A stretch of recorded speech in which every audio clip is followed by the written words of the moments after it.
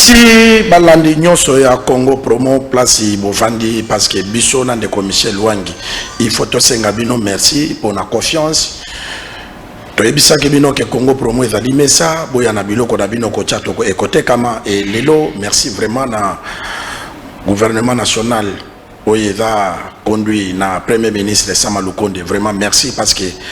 a ministre national ba komi kotinda ba élément na bango merci na batu oyo ba pesi confiance na Congo Promo ngana de Michel Lwangi tokoloba na bino kaka ke merci parce que musala na biso ezali ya ko komisa kolongola na se komatisa likolo pona mokili mombaba landa yango to pesa confiance na PES TV oyo ezali bouquet européenne est très suivi bino moko bozo landa bazo benga biso dans les partout dans le monde pardon pona kopesa bino makanisi na biso kokabola na bino ndenge nini République démocratique du Congo eza kotambola lelo na sommaire na biso to ko présenter bino oyo ngana de commissaire Tolambaki toko solo la mingi likambo ya seni parce que nyama ya seni ezobela kaka te ti lelo nyama ezaka kana moto ezobela te toko solo la yango toko solo la boyebi semeno mingi ndenge ba renvoyer bana na ba na école parce que bana wana bayokisi République démocratique du Congo soni biso na de commissaire toko boka pe regard côté wana pona ko réfléchir ensemble na bino toko kende pe côté ko solo la na bino lisu na sommaire na biso to tiaki pe élément pour Kolanda mama Ndaya azali ministre ya genre et famille ndenge asungaki ba jeune fille bokolanda nyonso awa lelo et puis toko kende na maindombe souffrance oyo kuna pona problème ya ko vivre ya bateau na ba école souffrance vraiment eza makasi et toko boka lisu pe na province moko ya province ya Chwapa na parc Salonga vraiment ba problème eza kuna très sérieux et eza ko sala malamu te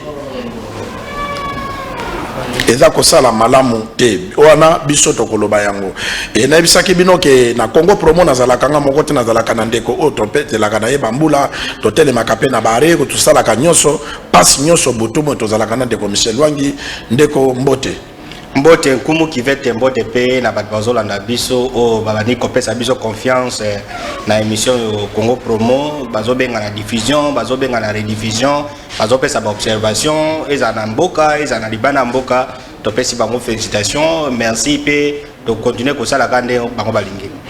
to ko continuer ko sala kande bango balingi ndeko Michel Lwangi oyebi seni na biso ndenge eza kotambola makanisi ezalaki malamu ke seni normalement il fallait zonga na ministère intérieur mais ndenge ezotambola babenge yango ezali indépendante et mboka na biso ba raisonnake bato oyo bakoki kozala intègre ezali bato bazote ya biso liloba nzambe bazwaki yango bapesa yango na ba église mais ndeni na ba confession religieuse c'est des osimba te. Merci beaucoup nkumu kivete na mutuna na yo ezosala biso pasi congolais nyonso ya komonaka basali ya nzambe oyo bazali censé ko trouver solution mais bazo koka ko trouver solution wana te avant ya ko répondre na mutuna na yo tozonga nano pona nini l'état lobaki ba pesa ba confession religieuse poste ya seni bakena na dialogue tel congolais bakena dialogue tel congolais bazaki ba composante ex gouvernement RCD MLC RCD KML et la composante moko baba no benga ngo force vive na force vive kuna ezaki batonati ba modeste bati ba monseigneur ku ndondo ba mama kalala na abe malumalu akeko se retrouver kuna net yemoko kaka ese asala ikop na ndenge nini mais akende na compte église catholique te mais ce qui est sûr c'est que non abe malumalu a se retrouver na dialogue tel congolais so ok na accord global inclusif au moins na kombo ya malumalu 17e non na force vive bayokani ke bakopesa mutu ya ba institution après la démocratie ba force vive babadi ko kabola droit de l'homme lutte contre la corruption seni babi boneti malumalu aza sango topesa malumalu présidence ya seni malumalu akene kuna na compte na ye ezali ma compte église catholique te c'est quoi dina mutu te mais malumalu akene na ndenge na ye mais étant donné que malumalu aza sango ya catholique musala nzambe na pesi ye mutu ya seni ba pesa ye mutu ya seni pour des raisons non seulement azali na bato délégation à force vive mais Église catholique a un problème mingi dans l'état ya série wana neti cardinal et tout baba neko yoga na tête tout ça bon ne so va participer ba catholique makambo ko bonga maluma la sali a comme président seni Malumalu a commis président Seni na catholique mais va aussi maté parce que catholique va reconnaître Malumalu. Mais Malumalu a kené kuna na dialogue a signaki. Ti ba bon net ba pesi Malumalu a représenté catholique et za muta catholique té mais za sanga catholique to bana ko pesa siko ba confession religieuse ba bana ko diriger institution wana. Donc idée za la qui faut se vivre là ino ba église té. Malumalu azi les catholiques ba bon ça va et comme ma rotation. Ba té nani Ngoimulunda ye après Ngoimulunda ba pesi ba protestant yango président nanga akoma président ya Seni ti ndege ezokendaga. Alors o salama ki bongo population peut ba ya se retrouver na ndege nini, c'est-à-dire que on croyait que ce sont les confessions religieuses na kopesa bango ba trouver solution, mais on se rend compte les que ba confession de religieuses bazo ko résoudre le problème ya sanité. Bon résoudre le problème ya sanité pourquoi? Parce que d'abord catholique à mon avis qui ba dribble qui en 2006 ko dribble entre guillemets ndenge Malumalu abimaki ba dribble na Ngoimulunda ba ko dribble na nanga parce que nanga zaki laïque protestant ba protestant ba bimisaki alors balo catholique abike non moya politique la batwana nzela ezate il faut akende na procédure tisuka ba sali ba yokani mais problème yo se poser ndenge nini baza 8 au départ et là quoi les aki à l'église et d'abord les aki l'église catholique ndeto banena Malumalu il fallait à l'église catholique avec parce que l'église catholique ba musu ba ko sebate ba ouvrir na l'église mais tout en sachant que la carte église wana l'église catholique les opposés ils ont pesé mais ba tie bango 8 wana ils a ko isolé catholique entre guillemets parce que ceux ba gena vote catholique na pas makasité mais en réalité catholique a la voie diplomatique a la voie politique. Yango monaki bato catholique ne basaki si confession religieuse basalaki ba misi musu bango ba bikeno bandimi était tout ça ti lelo ba si wala ba ko présenter na bureau assemblée nationale kombo assemblée nationale biso bango bazonga ba pesi susu bazonga ti lelo président assemblée nationale azo sala susu ba consultation pour que ba yokana ba ya kopesa président Seni aza président azo organiser ba élection pour na Congo mobimba au moins soko gagner ba élection au diriger présidence au diriger assemblée nationale ba entreprise makamuyos mais Seni eza ya yote Seni eza ya congolais nyos yango au moins que non consensus alors tozo senga na basala nzambe mais ndenge nini ndeko Michel avo senga na basala nzambe ezo simbate parce que c'est une très bonne idée soit que ndake pas ba politicien ba ba politicien sali intérêt à parti na ye ou bien boye mais ba pesi basala nzambe o bali akaba 10 na biso na ba offrande pourquoi ezo simbate pour deux raisons. D'abord la confession religieuse union sur 8 yara bakanisi baza la même poids politique parce que baza la voix moko idée na bango et kanisi que non baza ndenge moko mais aucun comparer na autant la confession de mais confession X na Y baza poids moko te na nombre ya ba infrastructure na nombre ya bateau na nombre ya banini so yo ozipe 1 plus 2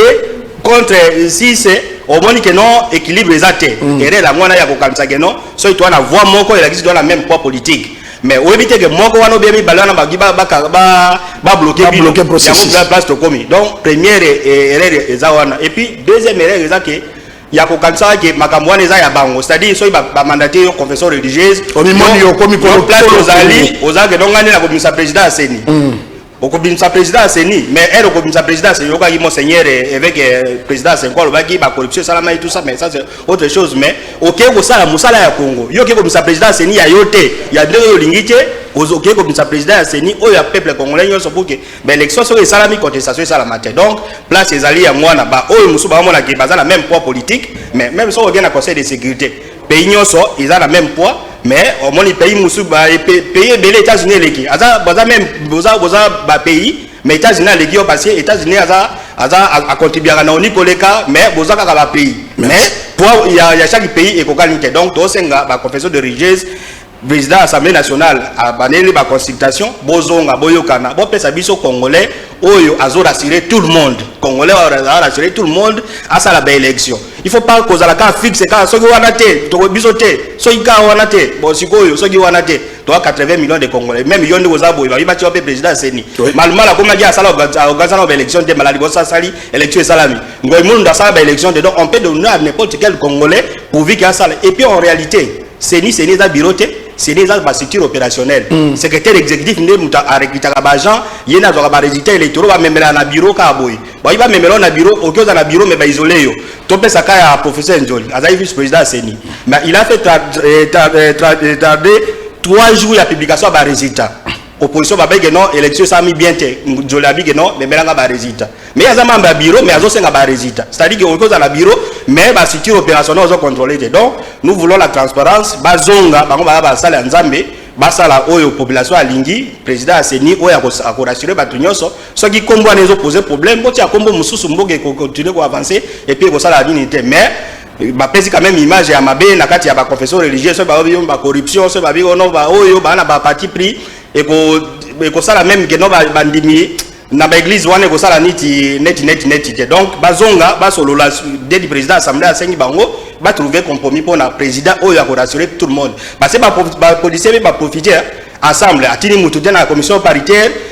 nani INC atini mutute la muka atindite FCC atindite tout ça pourquoi parce que la confession religieuse va rassurer batoté so ba rassurer batonde makambo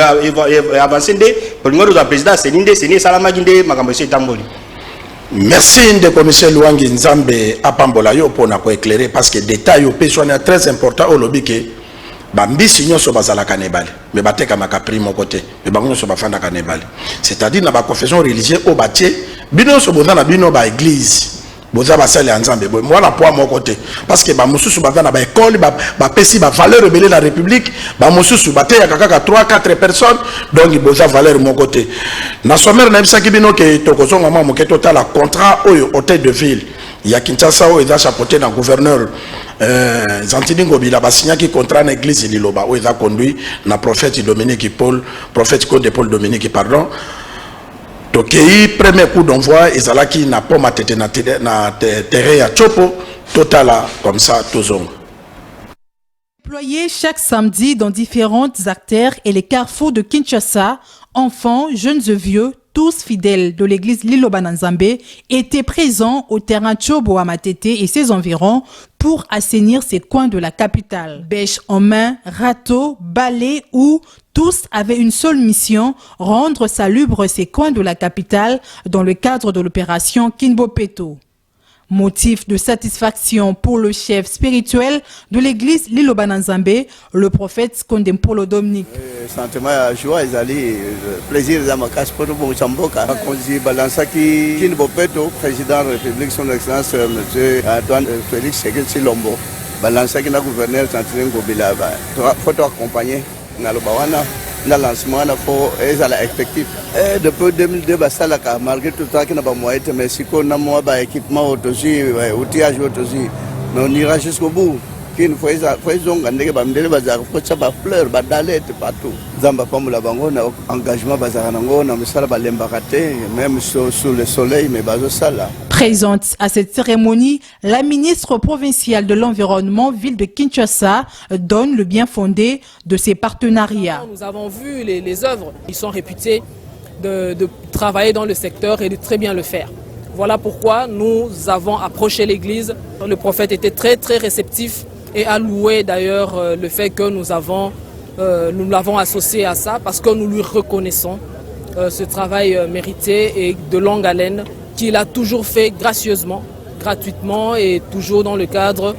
de donner à la ville de Kinshasa un cadre adéquat. Rappelons que depuis l'avènement de l'église Liloba Nzambe en 1995, son fondateur, le prophète Kondempolo Dominique, avait prophétisé sur l'accompagnement de l'État congolais dans cette œuvre bénévolat qui est l'assainissement, prophétie accomplie.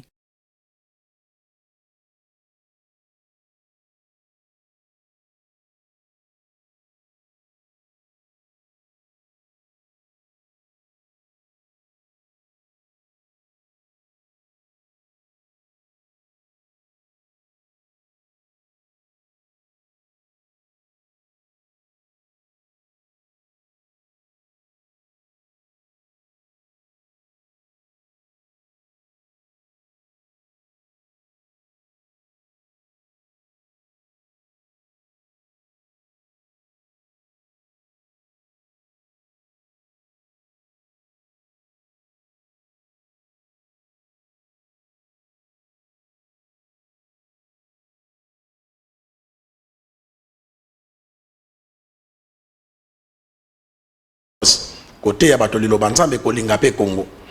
Tango baninga bazo kangama kakuna kaka na seni prophète Konde a continué pour na kobongisa ville au babenga kabiso la ville le plus sale mais lelo assainissement koti na bana ya liloba pour na kobongisa ville likanisi no evani.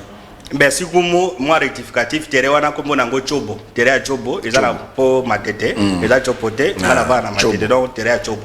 Alors oh tu komona na ba image mais on le voit chaque année ngala tala ka passer ya nani Konde Dominique na batonaye ba comme la boulevard Lumumba des années vision na balaxi mais élément na vision na des années abane ko sa ba biloko wana le londe officiellement ko accompagner ba autorité mais ça la c'est yango dolo ba église une église citoyenne.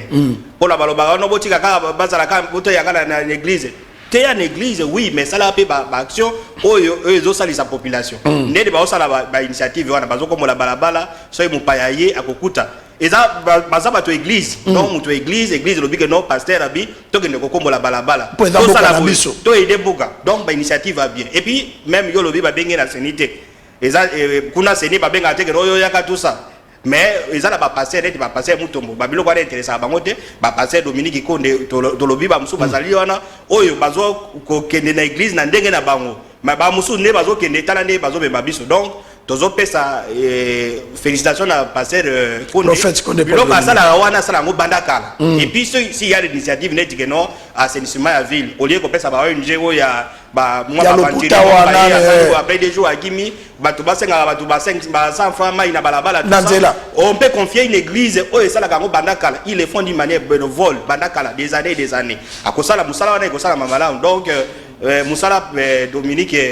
prophète Dominique Konde azosala eza ko éveiller population non seulement di lobala katanza mais ya Bible non seulement l'église mais ko lakisa citoyen alinga mboka naye akombola balabala naye parce que c'est pas donné à n'importe qui so yokombola bakombola balabala na babeta bango ba mai ba mona bango bato pamba mais église na bato ba komola wana il y a des cadres universitaires oui ezala ba enseignant baza wana ezala bato basalaka ngala kene na mona bango samedi wana bato ba mama vuma keno atikinda kwa ko sala musala pona ko salisa mboka naye donc ba initiative ya ba église yango ole ko kende kaka na seni parce que seni ko pezali moi mbongo ko bimisa président seni yo moko ko makanda député wana ba élection de kaki ko bundo ba ministre ba pasteur bazaki ba komai ba candidat komai ba député tout ça et puis c'est pas gratuit raison pour na oboyono bongana kozala te leki nanga kozala na circoncision bo bimisa député tout ça vous avez un intérêt masqué ya kosala mais ba initiative ya église ya ngwana côté ya epe ko la kisa bato balinga mboka na bango initiative eza malamu parce que côté epe ko la kisa bato balinga mboka na bango prophète Konde félicitations parce que okoki ko bondelela mutu tolongoli malaria au nom de Jésus oui mais place ola la bangungi batondi malaria nge kozonga donc bandoza la kana musala ko bondela et pour bondela 5 millions francs te bola kisa congolais bino basale nzambe bola kisa biso ke tolinga mboka na biso muto ameli mai aye na mulangi abwaki na terrasse mais abomi mboka parce que tango mbule ekobeta mulangi wana ekangi passage ya mai wana ezongelo lisu na ndako epesio malade c'est mieux ba église oye bela ba église oyo soki ba komi na vision ya prophète Konde Paul Dominique ba kosala musala bien pe Congo et kokende liboso na kosenga na gouvernement ke ba pesa confiance ndenge de commissaire otikoloba na ba église bango nde baza intègre basala ka misala wana parce que mutu moka ko créer nzeta mususu ndeko ya mosa gouverneur ta mususu ndeko ya ministre aye pa gouverneur on nzena nga yango bato basali misala bato na bafuta matomone ebele na barumbu pa na nga wana bato bazo futa mate ale bakomi ba mandia na nzela papa pesa nga ma ye malati cash yo ni se moko boy na nzoto ce n'est pas bien biso na Congo promo to encourager yango et to féliciter bana ya liloba ke bo continuer yango parce que ezali mboka na biso Congo ville na biso Kinshasa. Nakoloba lisusu ke boyebi semaine oyo euti koleka oyo makambu eleka ki ebele surtout côté ya bana classe basambu simboka mais biso na Congo promo tokozala un peu moins différent na makanisi ya bato parce que mutu na vie azana trois éducation tozwaka na vie ezali éducation ya ba parents tozo éducation na classe tozo éducation na église mais na regard obiso na Congo promo totalaki bana wana totali pe ba vidéo wana totali makamnyo so bondi ke bana wana barate éducation ya ba parents barate éducation ya classe ya école etikali sikoyo ya nzambe mais ndenge nini ba ko attraper ya nzambe de commissaire Lwangi mona ke classe parce que na lo pa na biso balobi ke moi il y a 18 ans tout moni ba tebele ba dans la prison ba kota prison pour azui mineur moi il y a 3 ans il y a moins de 18 ans mais on dirait ba landaka procédure malamuté au comment on a 18 ans na téléphone il y a $400 $500 na na sombeli papa na yi au comment on a natanga que des classes professeur à côté à en s'écoper sa cours il y a zota la ba vidéo ndeko Michel est-ce que bana wana to boka bango kaka ou bien to kokipe ko récupérer bango. Merci Kumu na mutuna na ko répondre na mutuna suka be par rapport ne makamoleka ki ya bana na bana na biso doit ba parana na bango doit na responsabilité ya kozongisa bango na nzela o elekaki alors biso ba parents biso l'état to éduquer bana wana parce que même madame ministre EPSP alors qui sont dangereux bana wana dangereux na comportement na bango tout ça alors correctionner l'école au collège babane ko tanga ne balongoli bango tant mieux mais ko longola bango l'éducation que non batanga na Congo te wana yango te parce que constitution article 13 et lobi que non l'état doit garantir bana ko tanga azo garantir au esprit partie ya population moko te pona ko tanga même loi si ba protection en France ba ko bengana mwana te donc bana makamo baleka ki libo o esalaki to condamner yango mais ko bengana bango na système éducatif ba ko tanga wapi soko lobi ke batanga na Congo te ba tanga wapi donc na bango ezako ko ndeko lobi ke éducation uti na école na famille ainsi de suite peut-être na nzela ya nzambe na ou bien ko sensibiliser be ba mama na bango na ba boti na bango pour que bana bazongisa bango na nzela parce que makamba basali wana ba vidéo wana bota nango partout na monde ezaka na Congo te partout basuye image ya Congo basuye uniforme ya Congo mais to kuboka bango te to éduquer bango et puis to éduquer pe ba o toza nango na ndako alors na mutu no tunengai na ko peso réponse mibale ya liboso ne di théoricien ya mi baine ti para théoricien soko ke na école de communication bien journalisme ezala kuma ba benga ngo théorie de la communication kuna et bazo se basé kana ba effet des médias ba effet des médias na ni que non médias ne eza ba effet sur bana ba médias soko tali publicité biloko ko matatalo soko tali vidéo muta ko sala buzoba ainsi de suite yango ekotsa bato ba effet wana mais bato basala communication ba kolo communication ba penseur net ba Laswell ba Gimnel ba Kipendorf ba Maclia ba lobake et ça na fait mon côté donc on a le bana répondre net théoricien na répondre en tant que para que non parce qu'il y a un principe dans la télévision lobby la télévision donne les images à regarder mais ne propose pas les actions à accomplir so ko tali film ya Rambo bien film ya Kobeta Bambasa c'est télévision zo la kisayo na continue que nous ça ya modé donc à proposer des images à regarder mais ne propose pas les actions à accomplir. Ça c'est de 1. Donc na côté ya kopekisa bana bazwa ba téléphone, na côté wana ya ba théorie ya communication, eza eko autoriser ngati na boya bango téléphone parce que eza la modernité. Mais tous on na côté ya ba parents. Ya parents. Ba parents be ba responsable ya makambo wana. Téléphone na au moins so gene na machine na ba côté mususu, ba application za réservé. Okokota na Google te na libanda. Donc ba pesi bino to na logo ba benga RAM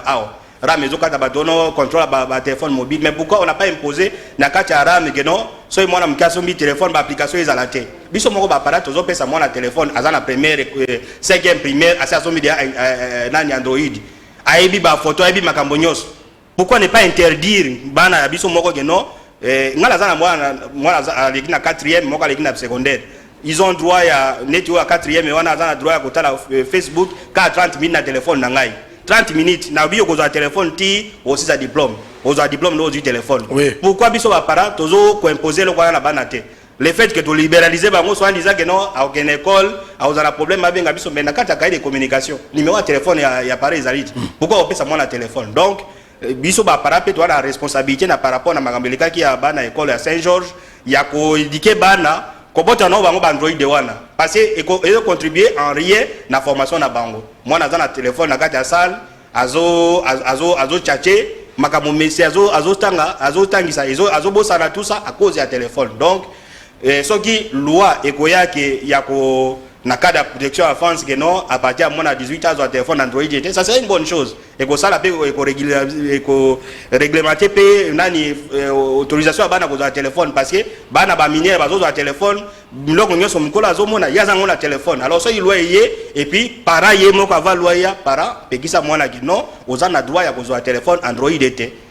parce que ba téléphone on a des PC sur ko ba na ba yeba makamunyo so le gamukil. Donc contribution na biso na Congo Promo ezake to condamner bana to condamner makamde le kai mais ba benga na bango na système éducativité ba corriger bango et puis eloko to regretter que ba bimisi kombo na bango na libanda batangi ba kombo na bango place ba ko gene peut-être ba komi ba to soni tout ça et ngai ko mabongo te on pouvait même na communiquer à Saint-Georges batie ba kombo na bango annexe que ko bimisa kombo na nani na miso ba to boete ezate donc l'état encadré bana mususu et puis pour gembo gende liboso mais ko exclure bana geno parce basala ki boye en tout cas o ezamboka na bango bakotanga pe awa peut-être avec makambo eleka ki ko pesa bango mateya pour que prochainement bazongela te et puis ka po na bango te na bana nyos et puis biso ba parape to responsable na kotikela bango ba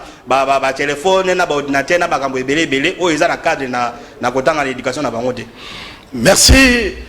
ceux qui n'attendent la moko na régie parce que Lelo Congo Promo musala nango ezali kopé éducation, kopé ça ba conseil, to changer communication autrement parce que Congo Promo ezali confiance ya république.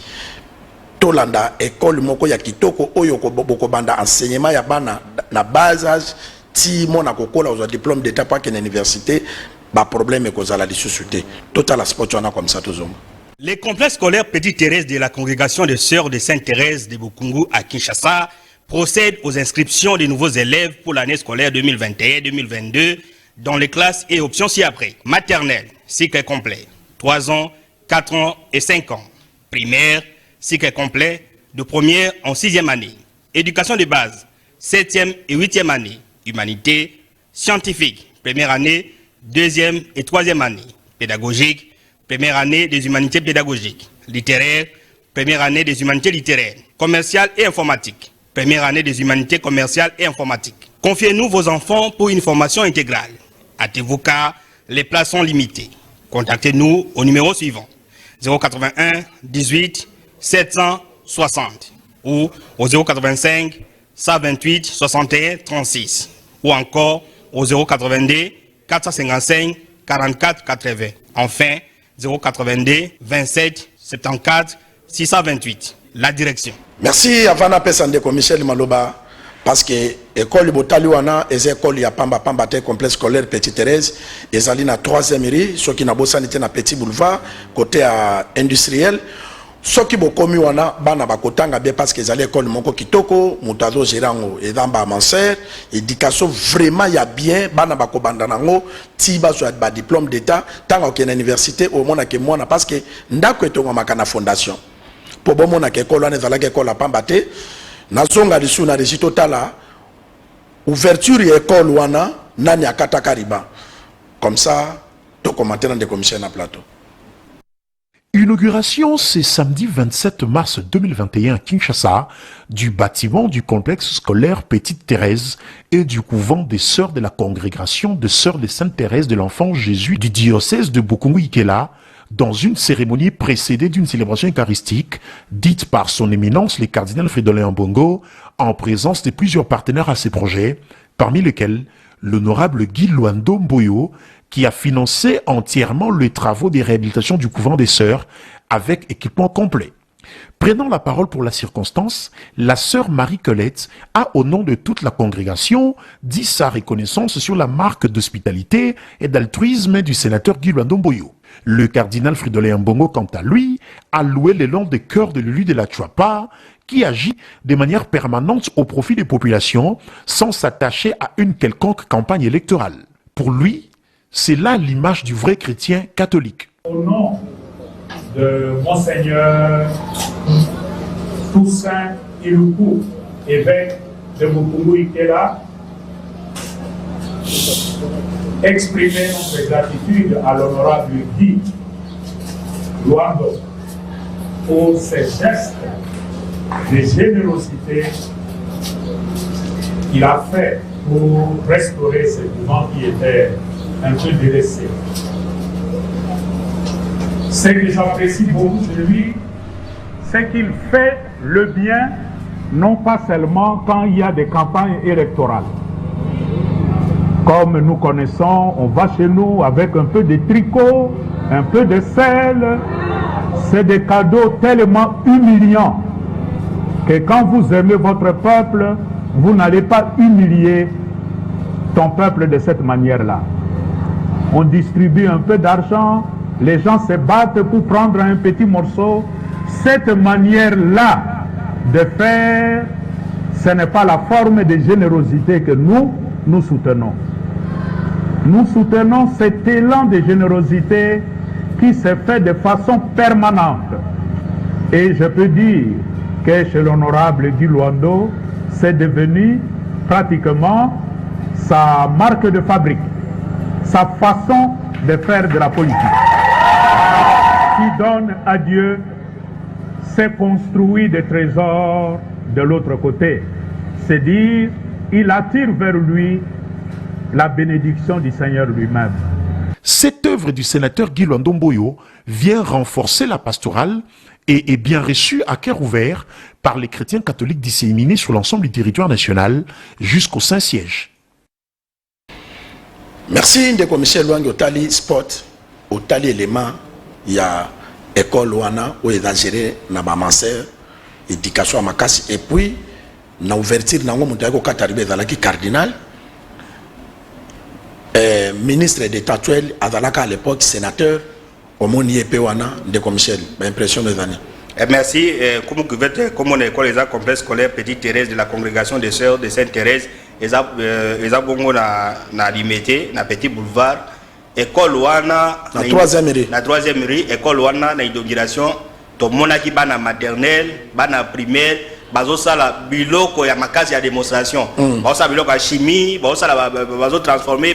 bana bike école première bazo sala basirage bazo sala ba javel basirage javel kutu bato ba bikolo kutu bazo ba javel oui kana zo kango ba yo kutu ki javel okende na ngona ndako donc bana bike na école première bazo sala ba javel bazo sala ba basirage baza na école première donc oya ba humanitaire ba osa ba démonstration mathématique donc les écoles moko ya malonga école conventionnée les écoles privées catholiques ya ngo moni cardinal ko mona les écoles mukete cardinal ya Congo mutagene ko inaugurer nani école wana donc bana pona formation ya malonga école ya mwana école nani privée catholique alors tolandi cardinal eloko na ko commander mukeza au cardinal zo ba pona Guy Luando alors Guy Luando makambazo sala ezo kamisa bato wana kana to dikolanda ye asala ka pona campagne électorale te merci asala ki a réhabiliter ndako to moni wana ba maser avant même comme ministre avant même comme ça sénateur donc cardinal yemo ko lobike azo sala makambo bato mususu basala ka ba campagne so ka pese loko azo minimiser bato azo sabisa bato pona polo pona 500 francs mais Guy Luando azo sala de manière systématique yango cardinal auto koloba alors to féliciter pe ministre Guy Luando le londega azo s'impliquer na développement ya RDC et puis na secteur ba pese ya aménagement du territoire abane de ko aménager parce que wa les aménagement pe du territoire donc école les awana et puis félicitations à cardinal ou à pesi à bénir l'école et puis na ministre Guy Luando a contribué pour que va construire ndako ya Bamaser ba construire ndako ya Bamaser na olobana bino que coup de chapeau na président de la République Félix Tshisekedi Tshilombo messa yango ya Congo promo biso to féliciter yo pourquoi ozwa sénateur Guy Luando otalaki ba action na ye au PCA ministère oyo eza okokana kaka na ba action na ye aménagement du territoire biso pe awa tobaki disu sur regard na ministre ya jar Maman Gisèle Ndaye parce que bato ebele même ndenge balobi ke balongola bana na ba école après tout baza ba maman bana besoin ya venir bota la vaillante femme babenga ke princesse ya Grand Kasai maman wana zu ministère wana tendenge bato bazo loba ke bo oui ata bino bolobi mais tango président Félix malgré na Kasai yazana basi mibali o baza ba compétent bazo ko sepela ko assumer parce que Maman Gisèle Ndaye Ndeko Michel avant ba élément abanda ba négociation ba Kasai ba bandaka ko yokana te maman akenda sangisa ba chef coutumier pe ba yokana aye pa pesi président de la République rapport ndemo konzambo ka lobi te mama oyo ifaza la mosangisi talati azana membre du gouvernement azo gérer patron ya jar mais awuti ko sangisa ba mama apesi bango ba biloko ba unité de production parce que mama ko makaka na valeur ceux qui tozanzela mongo to landa Maman Gisèle Ndaye comme ça tozongo Dans le cadre de l'autonomisation économique de la femme congolaise, la ministre du Genre, Famille et Enfants a animé ce samedi 4 septembre 2021 une conférence débat axée sur la force économique de la femme congolaise à l'intention de jeunes filles mères, membres de l'ONG Jeunesse Consciente de la République. Dans son speech, Jizendaya Luseba a indiqué que la question de la participation économique des femmes fait l'objet de l'attention particulière sur le plan international, chose qui a poussé la communauté internationale à adopter les objectifs du développement pour éradiquer la pauvreté, protéger la planète et garantir la prospérité pour tous d'ici à 2030. Pour la ministre du Genre, la réalisation effective de ces objectifs passe notamment par l'implication des femmes à la participation citoyenne, mais aussi et surtout par la prise de conscience des uns et autres. Les appels qui étaient là, vraiment, elles savaient à quel sens se vouer. Et voilà, aujourd'hui, elle doit apprendre à se prendre en charge et ne pas considérer cette situation comme une fatalité au moment où elles peuvent encore être utiles à la société. Jizendaya Luseba a expliqué à ses filles mères que la République démocratique du Congo s'est engagée dans son programme d'action du gouvernement Pilier 14 à autonomiser la femme. Elle a remercié le chef de l'État Félix-Antoine Tshisekedi pour avoir fait de l'autonomisation de la femme l'une de ses priorités. Je viens de Lubumbashi, j'ai connu encore la même situation. Il y a le Grand Kassai, j'étais à l'est du pays, il y a encore des problèmes. Donc progressivement, nous sommes là pour résoudre à chaque province les problèmes que nous allons trouver par rapport aux femmes, aux jeunes et pourquoi pas aussi le genre. S'en est suivi un jeu de questions-réponses où l'assistance a soulevé ses préoccupations et difficultés rencontrées dans le manque d'encadrement de jeunes filles dans les communes périphériques de la ville de Kinshasa. La ministre a promis de s'impliquer pour installer des centres de formation, premièrement à Kisanso pour les jeunes filles et garçons. Le coordonnateur de l'ONG Jeunesse Consciente de la République a félicité la ministre pour le travail qu'elle ne cesse de faire dans son secteur du genre, famille et enfants. Faustin Ika a rappelé que le soutien aux femmes est primordial. Pour booster les jeunes filles mères à se prendre en charge, Jizendaya Luseba a remis un kit de commerce composé de cartons de spaghettis, de plateaux d'œufs, un bidon d'huile et un réchaud à pétrole à ces 50 filles mères, membres de l'ONG Jeunesse Consciente de la République. Les bénéficiaires remplis de joie ont vivement remercié Jizendaya Luseba pour cette action combien louable. Elles ont également remercié l'ONG Jeunesse Consciente de la République que coordonne Faustin Ika, grâce à qui elles ont acquis ce kit de la ministre Jizendaya Luseba. Ces filles mères ont promis de bosser dur pour aller de l'avant. Pas considérer cette situation.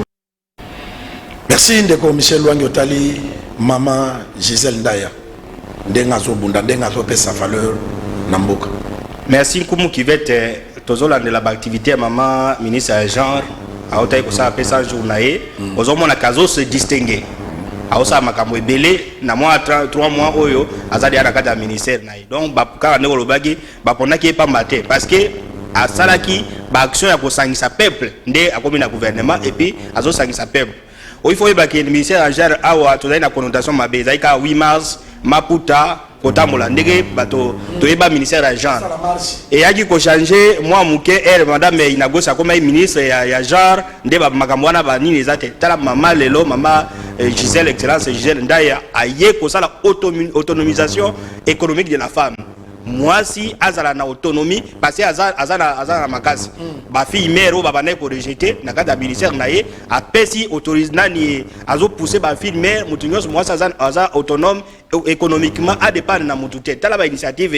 ya bien ya ministre genre oyake moi c'est ça mapudate moi c'est ça 8 mars c'était moi c'est ça autonomisation naie et puis to pesi merci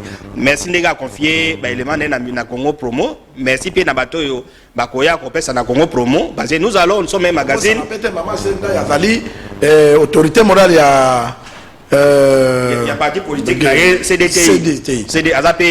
président de la parti politique, CDTI. Donc, tu vas accompagner, puis tu vas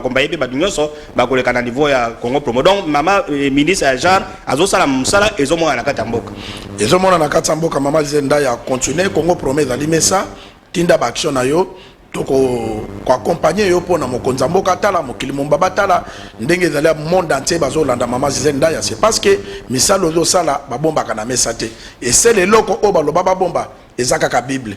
lobi soki loboka gauche pesi droite ebate so moni mosala nzamba azolakisa ba cadeau azopesa bato na télévision wana ezali sur nzamba te parce que Bible eboya mais na politique nyonso ozosala lakisa po ezali intérêt général mboka eza ya yote yo ezali patron ya ministère mais bato bazana bazomona ndenge mama Zelda yazosala ezali vraiment à féliciter ndeko na régie soki tozanzela moko na bino tokende na province ya Mai-Ndombe tobwaka ki regard kuna Mai-Ndombe souffrance eza makasi elema o mingi eza ko intéresser ministre EPST kuna bana mike ya moins de 10 ans 12 ans bazobeta ba brique bango moko pona kotonga école donc eza vraiment inconcevable tokende na régie comme ça tozonga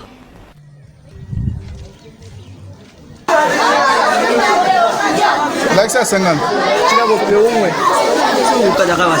like ça ouais ça biloko ezopesa biso pasi papa moyen ya transport ezopesa pasi courant mai ezopesa pasi yango wana toliri vraiment biloko wana ya boya kotiela biso mai awa na courant wa bana vraiment mboke koma développer vraiment tokoma penza na ba moyen ya transport ya kitoko okoza na biloko some mais moyen ya transport ezopesa pasi yango wana toza na difficulté na biloko wana surtout mai toke bakena basusa musika wana elanga ezokauka nyonso basusa musika kotoka ba mai bozo somba mai epa mwana moko bo malamu mai wana za na 3 km malamu mai ezalanga bandako boye toza ba pompe na biso tozo toka ba mai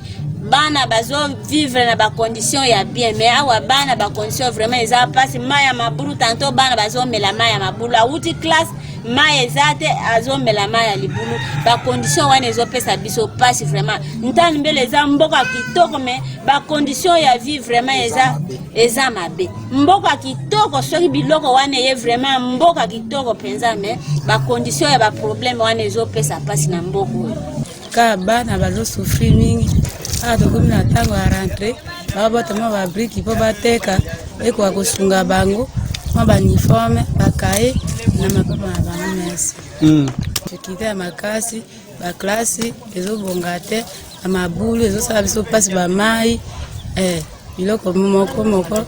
ezosenga ke babongisa mboka ebonga bien tofana na biso kitoko. Les complexes scolaires Petite Thérèse de la congrégation des Sœurs de Sainte-Thérèse de Bukungu à Kinshasa procède aux inscriptions des nouveaux élèves pour l'année scolaire 2021-2022 dans les classes et options ci-après. Maternelle, cycle complet, 3 ans, 4 ans et 5 ans. Primaire, cycle complet, de première en 6e année. Éducation de base, 7e et 8e année. Humanité, scientifique, première année, 2e et 3e année. Pédagogique, première année des humanités pédagogiques. Littéraire, première année des humanités littéraires. Commercial et informatique. Première année des humanités commerciales et informatiques. Confiez-nous vos enfants pour une formation intégrale. Hâtez-vous car les places sont limitées. Contactez-nous au numéro suivant 081 18 760 ou au 085 128 61 36 ou encore au 082 455 44 80. Enfin 082 27 74 628. Merci. Ndeko Michel Luangi ezali esengo vraiment ya kolanda Congo promo eloko tokoloba na ministre EPST souffrance eza kuna na province ya Mai-Ndombe il faut vraiment ministre tambolaka Congo mobimba otalaka souffrance parce que avenue de demain eza ba école wana totalaka kaka Kinshasa te totalaka pe ba province wana parce que soko tali ba ministre ebele to tali kaka na ba ministre ba na gouvernement sama lukondi tamususu ebele batanga de na ba intérieur mais biso turo to komika Kinshasa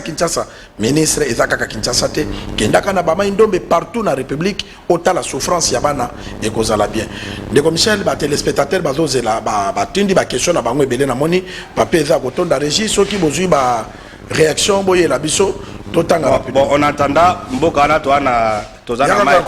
na Mai-Ndombe na Nyoki à 100 km na Nyoki to sepeli makasi parce Congo promo to na deux concepts pour ça la promotion ba valer ba initiative va bien yango mona mamanda ya mona ki ba école to zape objectif na biso ko faire voir loyer mboka payer bana na ba place ba difficulté ezali to lobela donc na Mai-Ndombe ba la difficulté nzela ya ba mai tout ça na Congo promo Koli a pe passe to na Mai-Ndombe émission musu to na Kasai to na Équateur partout Alors, la question est, dossier CENI, Maman Iguette à Kolwezi il demande aux confessions religieuses d'être des vrais serviteurs de Dieu. Donc, Maman Iguette na Kolwezi. Henri Nakananga soutient les candidats choisis par les confessions religieuses. Donc, à soutenir aussi confession religieuse.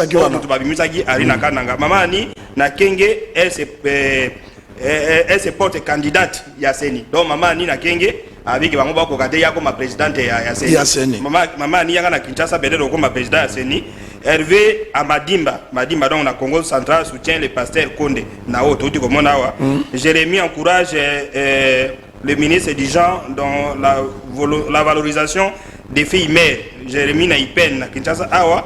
Mama Mouya na Mbujim disons bébé na commune ya Mouya na Mbujimai a félicité maman Gisèle Ndaya. Na Nyoki enseignant peut féliciter dans Butembo mais c'est pas le coup. Azotu na bongo ya ba 145 territoires ezawapi. Et puis projet à construction et à territoire Babagi Mbong Ezawapi Tolo Belango, bébé na Liège,